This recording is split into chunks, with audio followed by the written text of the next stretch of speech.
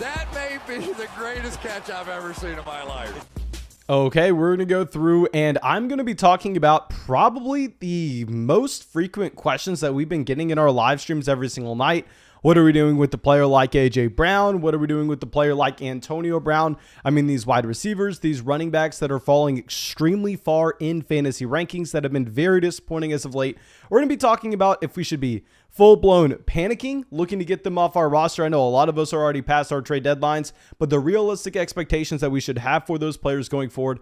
But really quick, you know what we have to do? We have to give away some Fantasy Flock Network hats. The winners for this video are going to be both Dave and Moogie. Of course, thank you all so much for being a part of the flock and supporting the channel. To win your Fantasy Flock Network hat, all you have to do is go down there, drop a like, and leave a comment on this video. We give away multiple hats every single video.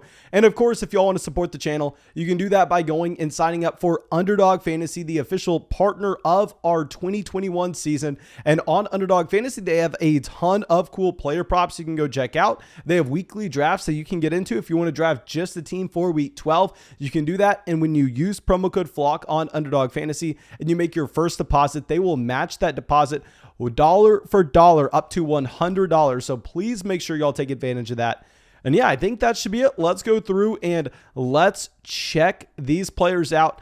And let's start it with AJ Brown. Now with AJ Brown, we did include him in our buy low wide receiver video. I didn't include him to say buy him low. It was more so I just wanted to get out ahead of it. I wanted to be looking at AJ Brown and acknowledge the fact that I have told so many people throughout the season, whether that's on a live stream, whether that's in these videos, to go through and to, apparently overpay for AJ Brown with what he has been giving us as of late. I mean, this is a wide receiver that even if you're looking at a points per game standpoint, we can sit here and we can make all the excuses in the world for AJ Brown. At the end of the day, he has been a wide receiver 3 on a points per game standpoint. Now, of course, that's also considering the fact that he leaves a couple games early due to an injury. That's considering the fact that he's had some tough matchups. But I mean, every player's in the same playing field here. So with AJ Brown, we can acknowledge, yes, we have seen those elite flashes. We saw week 7 against the Chiefs where he came out with 9 targets, 8 receptions, 133 receiving yards, and a receiving touchdown. We saw in week 8 against the Colts where he came out 11 targets, 10 receptions, 155 receiving yards, and the receiving touchdown as well. I mean, you got the glimpse of AJ Brown going through and hitting his ceiling, being that elite wide receiver.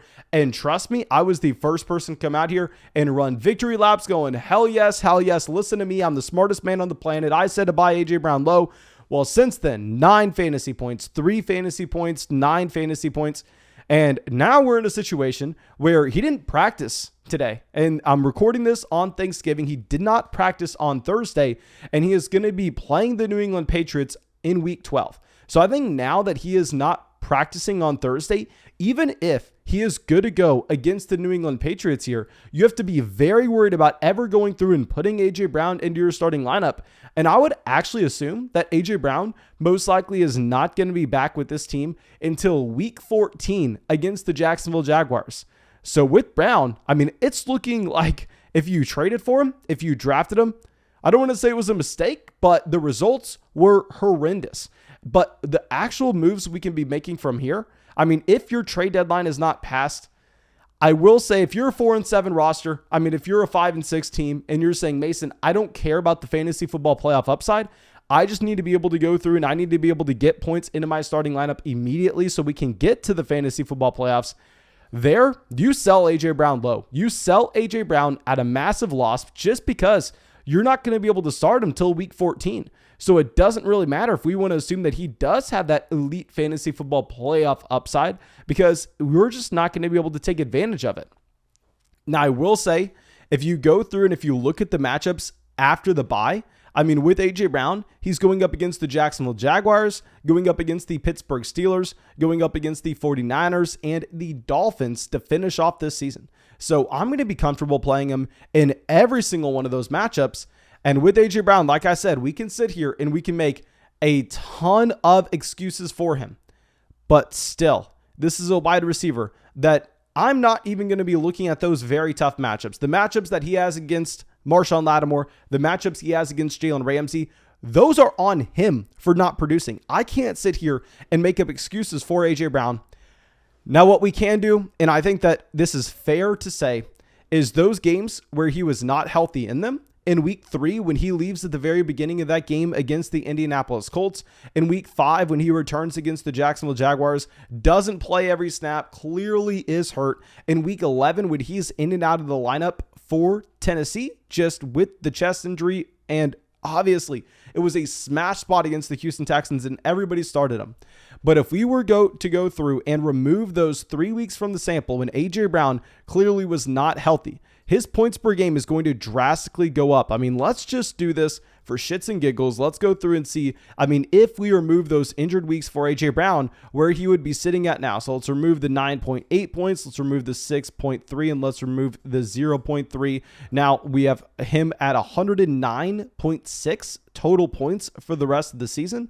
And if we're going to go through looking at how many games he actually played fully healthy once we remove these from the sample, I mean, that's going to be looking like 7 games. So we're going to divide that by 7. So we're getting about 15.7 fantasy points per game. So that is going to jump him up into being in the range of a mid-wide receiver 2, right in line with guys like Terry McLaurin, DK Metcalf, DeAndre Hopkins, a couple other players we'll be talking about later in this video.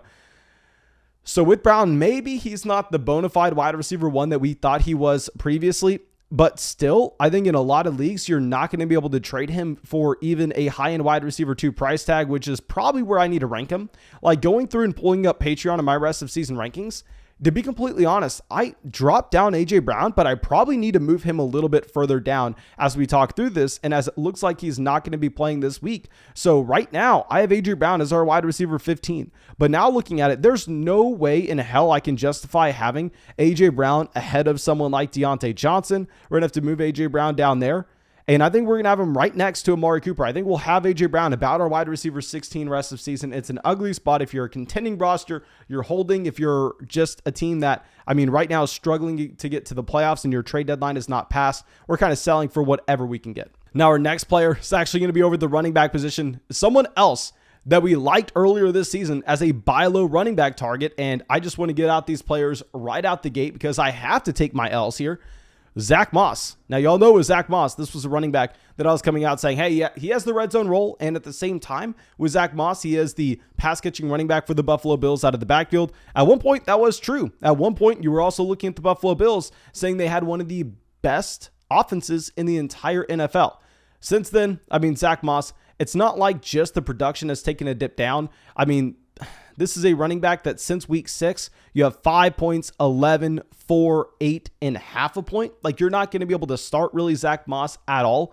It's also in the case that you've had not only the production going down, but the underlying numbers, the opportunity in this offense has just cratered for Zack Moss. And this week in particular, I mean, we're recording this right now halfway through the game with the New Orleans Saints. I mean, I was watching the game on a second monitor, but I hadn't seen Zack Moss at all in the field. I just look it up. And I mean, according to Adam Schefter, Zack Moss, a healthy scratch at this point for Buffalo.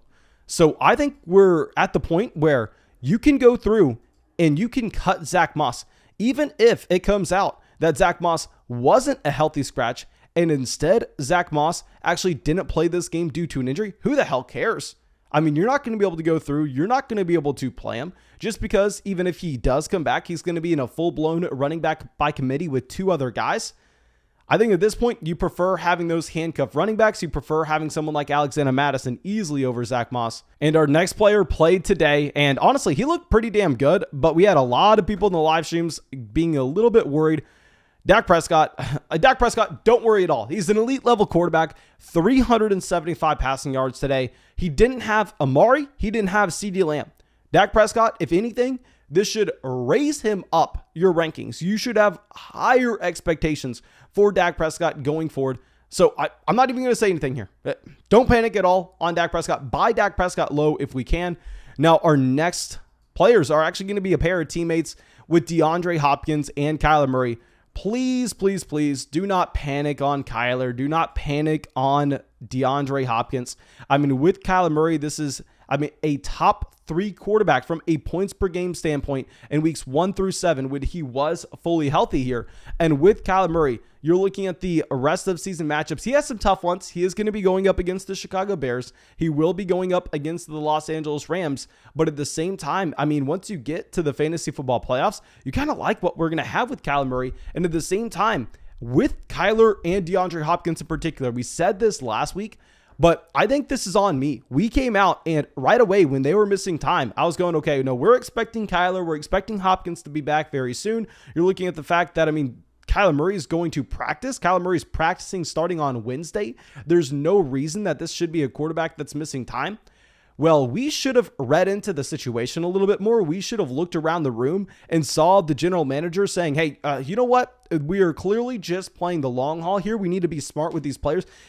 This is one thing I was talking to some of my family about today. It's very frustrating looking at the NFL adding this last game. I would love to know your opinion on this, but it seems like this season, more than ever, we've had a lot of these players just taking an extra week off. I mean, just being a little safer with their return. And I feel like we've been getting just, I don't want to say robbed or anything from fantasy football, but I mean, if anything, I feel like fantasy football has become a lot harder to know when these players are coming back.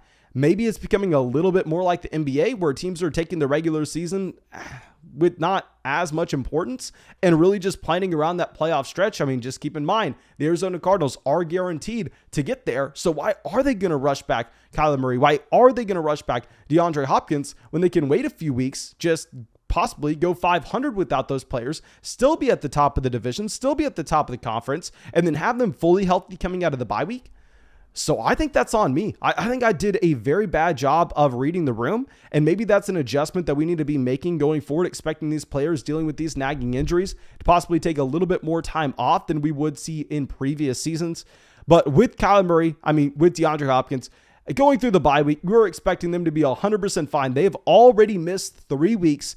They were not put on the IR when they suffered those initial injuries. So for them to go through and miss 3 weeks already, if they go through this bye week as their 4th week and then miss a 5th, that's not happening. There's a 0% chance. Kyler Murray, DeAndre Hopkins should be back, should be playing right away. They'll be in one of the most efficient and one of the most productive offenses in the NFL. You bet on the bounce back with Kyler. You bet on the bounce back with DeAndre Hopkins. Try to find them as a discount anywhere you can if your trade deadline is not passed. If you have them, you're going to be looking to hold.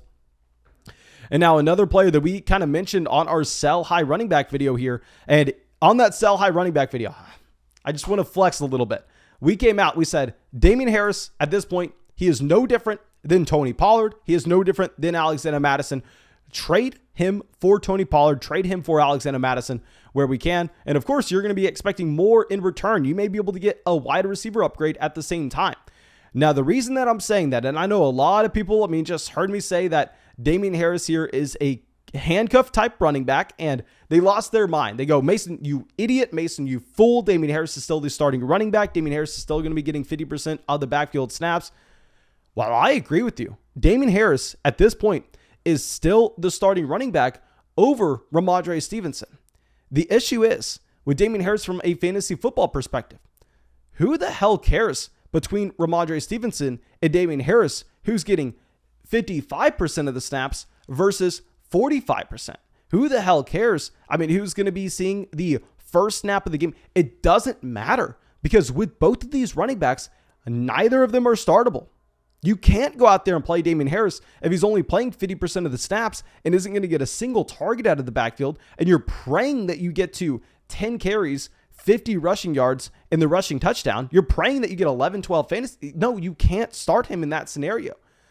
So at that point, you're saying, okay, the only instance I can go through and I can play Damien Harris is if Ramondre Stevenson gets hurt, if Ramondre Stevenson is a healthy and active.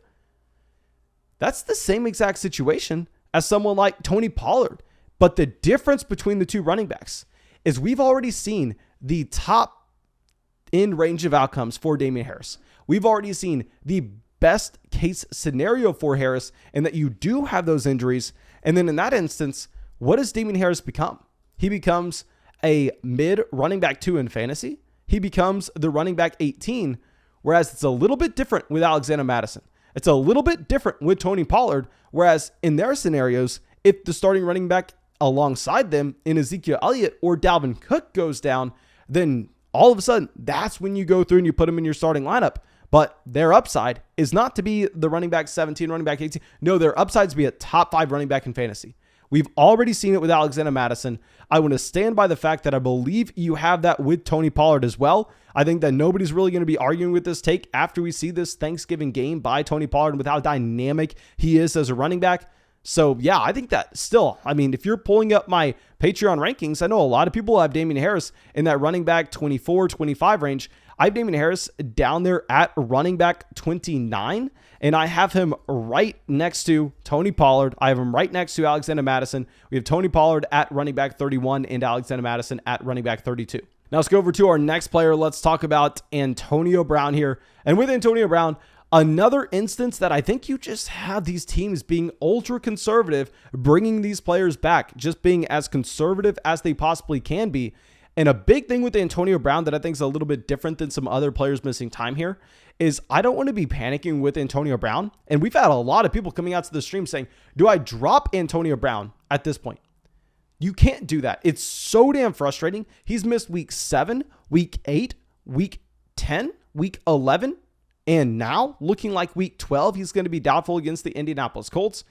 The issue with Brown is you can't trade him away because nobody's going to give you anything. You can't drop him because you're going to have nobody on the waiver wire with anything close to the same level of upside. I know it seems like centuries ago you had this from Antonio Brown, but the last 3 weeks that we saw, 11 targets, 7 receptions, 63 receiving yards. 8 targets, 7 receptions, 124 receiving yards. 13 targets, 9 receptions, 93 receiving yards. And I mean, in that stretch of 3 games, you also had 3 receiving touchdowns as well. We know the touchdown rate should be higher here for an elite wide receiver like Antonio Brown and an elite offensive situation with Tom Brady as his quarterback. So I see no hesitation at all to continue to look at Antonio Brown as a receiver that does have top 5 wide receiver upside on a week-to-week basis. Now, no, I can't rank him there in our rest of season rankings, but I will definitely have Antonio Brown as a top 24 wide receiver. Right now, I have him as our wide receiver 22, right ahead of Jerry Jeudy, Devonta Smith, Mike Williams, because while, yeah, it sucks you can't put him in your flex spot now, once you get to the playoff stretch, I mean, I think very few players are going to have that same level of upside as Brown. And our next wide receiver will be a pair of teammates, DK Metcalf and Tyler Lockett. Now, y'all know we were saying DK Metcalf, Tyler Lockett were sell-high candidates earlier this season. Now, I don't want to act like we were smart in doing that because we were doing it for the complete wrong reason. I was coming out here saying that DK Metcalf was going to see his value just crater once you add Geno Smith as the starting quarterback for the Seattle Seahawks, and we were going to look to buy once you got Russell Wilson back in. If you listen to me on DK Metcalf, my God, I could not have given you worse advice here. With Geno Smith, I mean, 26 points, 12 points, 17, 22. Then he has the bye. Russell Wilson comes back, 5-7. Just falling off a cliff here with DK Metcalf.